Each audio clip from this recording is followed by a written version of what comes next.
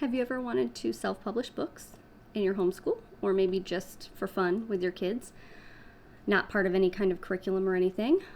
Today I want to go through a presentation just to show you how we've done that in our homeschool, how we've actually used it as a curriculum or in addition to our curriculum.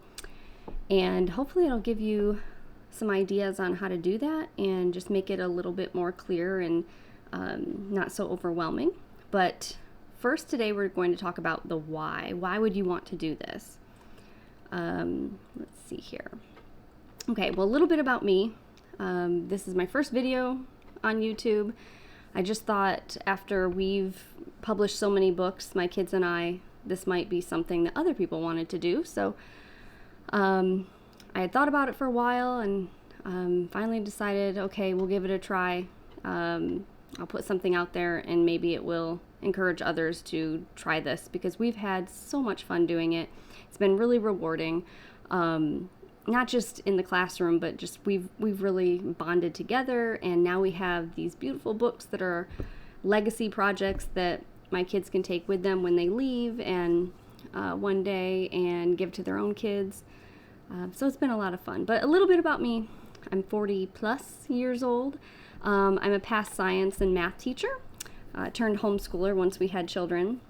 My kids currently are 15, 12, and 9. We started publishing books, though, 3 or 4 years ago, I'd say. I love snow, reading picture books. Picture books are probably my favorite to read to the kids. And hot cocoa. I really don't like writing long papers.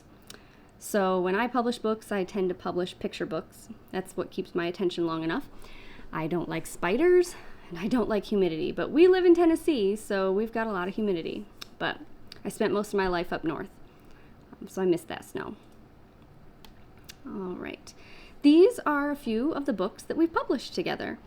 The first book that we ever did was this one right here. It's called Sophie's Surprise. Maybe you can see it if I... And that was about our puppies. We had a dog, and we bred her, and she had puppies, and it was so much fun, such a fun experience that we wrote a little story about that. Then my youngest daughter, she decided to write another story about our dog because, dogs are fun. She enjoyed that, so she wrote Sophie's Adventure. Then my middle daughter, she wanted to make her own illustrations. Up to this point, we didn't. And so she really is into watercolors. So she made these illustrations for this book about Sophie's pink balloon. Again, about our dog. You see a pattern. I wanted to give it a try just because I wanted to have a book that my kids could take with them one day and show their kids and say, this is what your grandmother wrote when we were little, and maybe my great-grandkids will read it one day. I don't know. I would love that. Called How Henny Hatched Her Eggs. We have chickens, so it's just a fun story about that.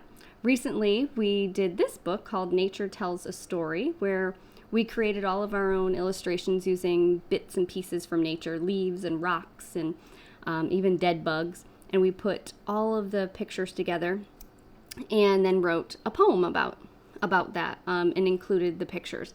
That was a lot of fun. It took a while, but it was a lot of fun. And then we also made this journal and activity guide to go along with it. So it was kind of like a nature study that you could do in addition to just reading the story. All right. So when you self-publish, here, let me move again over on my left here. When you self-publish, you can do it as a curriculum. If you're a homeschooler and you want to include this as a big part of your curriculum, which I did for my daughter, my middle daughter, when she wrote her book, Sophie's Pink Balloon, I used that as our language arts curriculum for her for the year. You can also get into using math because you need to calculate trim sizes, you need to calculate prices and royalties, and you can use it for public speaking, which I will show you that we've done along with that. And then art and design, obviously. So much can be incorporated into all of this. First thing you need to do, though, is decide on the type of the book. So are you going to write a children's book, early chapter book, a chapter book. Maybe you just want to make a collection of all of the art that you've created. That's something my daughter wants to do down the line eventually. Right now we're working on a cookbook, my daughters and I. So we've been taking pictures of all the recipes that we've made, the steps along the way as we've made those recipes, and eventually I'd like to put that together and have a little story with each of the recipes to go along with it. That, again, a legacy project. They can take that with them when they leave and show their own children. This is Lacey's book. It took her about 8 to 10 months because she did all of the watercolors herself and the photos. We had to take pictures of our dog against a green screen and Photoshop her into the pictures that she watercolored. It's a 34-page picture book. She self-published it on Amazon, Barnes & Noble, Walmart. It also has a Kindle edition. It's in hardcover and it's in paperback. Let's see here. You can find it a lot of different places. Books A Million, I think, also carries it online. Oh, before we get there. Now, before you even start doing this whole process, there are a lot of different YouTube channels out there that can help you figure all of this out and help you make money at it. That is not what this is about. You need to establish your why. Why do you even want to publish a book? Are you doing it to make a lot of money? If you are, I'm just telling you right now, that's probably not going to happen. Or are you doing it for like a legacy project or a hobby or part of your curriculum? That is definitely doable. I'm not saying you can't make money doing this, but it is a full-time job if you want to go that route. Maybe you have a teenager that really wants to get into that and learn all about marketing. It's definitely doable. They can do that. So what do you want to do with your book once it's published? You need to figure that out. So there are 4 different things. You can sell it, you can give it, you can share it, or you can keep it. If you sell it, my first and foremost thing I would say is look to Amazon. Amazon is the biggest distributor that you can find for books. I think it even beats out Barnes & Noble now. And it's very easy to use and to upload and to get yourself printing. So you can sell it. This is her book on Amazon. Here it is on Walmart and Barnes & Noble. Okay. You can learn about marketing if you decide to sell your book. Here is my book, How Henny Hatched Her Eggs. Seems pretty amazing. It went #1 for new releases, which sounds unbelievable. It's actually, once you learn a little bit about marketing, you'll learn that it's not that hard to make that happen. So this was kind of my experiment to see. And ever since I did this experiment, I figured out that I no longer trust the bestseller rating or ranking. I really just go by reviews because this is something very easily obtained and in a way that can be a little sneaky, sadly. Share, so you can share it. We share ours with our library, and they've cataloged her book, which was really fun. You can donate it to local libraries. You can donate it to waiting rooms at children's hospitals or dentist's office. We've done that as well. Universities that have just waiting rooms for children to come in and play. You can do that as well. It's really fun though when your own library catalogs it and you can actually see it there. This is Lacey. So here she is. She's finding her book on the shelf for the first time in our local library, and that is a real encouragement and motivator right there to keep going. So you can give it. So a community outreach, like I said, you can do book readings, book signings. She's done that at our local book distributor, our local, what am I trying to say, bookstore. And they allowed her to do a book reading to little kids, and then she would sign the books that people had purchased that day. That right there is great for public speaking. So I have a very shy girl And this was a really good experience for her to get out there, talk to people, read her book in front of a bunch of other little kids.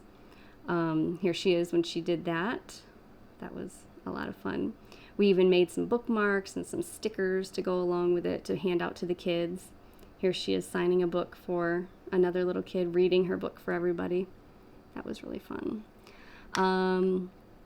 So I also contacted our newspaper, local newspaper, and asked if they wanted to do an article on a local homeschool girl that was 11 years old at the time, and she wrote a book and self-published it. And they said yes.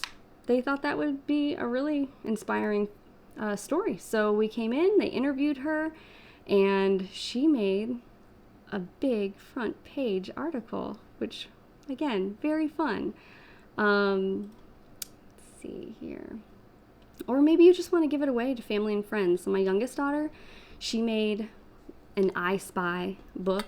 Obviously, it wasn't truly I Spy because you can't steal the same name and all that. But she made a book like that and gave it to one of her friends for Christmas. It's just a little picture. This is an inside look at the book that Lacey wrote, the Sophie's Pink Balloon. And you can see she did the watercolors here and had to think about, where do I want the dog to go later on when I take a picture of her? So she had to leave this kind of open area here so we could Photoshop her doggy in. Maybe you just want to keep it. That's what I wanted to do from the very beginning. I just wanted to have a shelf in our house for all the books, all the stories. Imperfect, of course, because no book is perfect. We read books all the time and the kids will point out, hey, they spelt this wrong, or this indenting is incorrect. But just something that they've created that is a lasting memory for them. They'll have good memories of us doing it together, and they'll get to see what their little brains were thinking when they were younger. I would love to look back, and I don't have anything. I never wrote stories that I remember as a kid. And I would love to look back and think, what was in my brain at that time? So they'll be able to do this with their own kids one day. See what their mommy and daddy wrote. So you have to remember to set your reason or your goal before you begin, because this is going to influence your process. If you're looking to go down the money route, that's going to influence how you actually go about publishing your book. If you're going to go down the route of this is a legacy project, this is a hobby, this is for fun, this is for learning, bonding, that's a whole different route. So those are the whys. That's how to get you thinking about why you want to do this if you want to do this. In the next video, I'm going to show you a little bit how you go about doing that. So stay tuned for another video.